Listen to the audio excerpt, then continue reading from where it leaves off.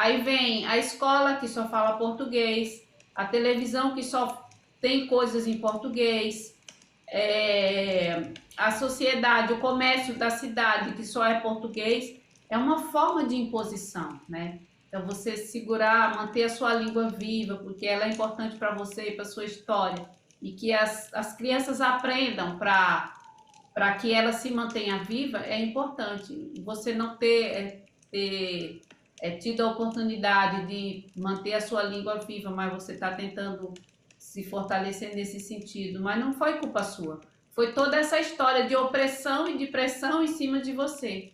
E é isso que a sociedade nacional faz com todos nós, porque é uma forma de oprimir e de pressionar bem muito para que a gente esqueça de ser quem somos. Então a nossa luta é lembrar o tempo todo quem somos.